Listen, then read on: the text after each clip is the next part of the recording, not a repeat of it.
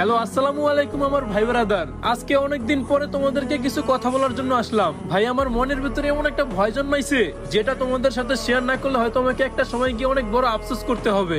শুনেছি ডিসেম্বরের লাস্টে নাকি বিবেচের রিভিউ দিবে। জানি না এই কথাটার কতটুকু সত্যতা আছে। যদি কথাটা সত্যি হয়ে থাকে তাহলে ভাই শিওর থাকো যে এবার লিস্টে আমার নামটা আসবে না। কেননা ভাই দেখো, লাস্ট এক মাসে কিন্তু আমি তেমন একটা অ্যাক্টিভ নাই।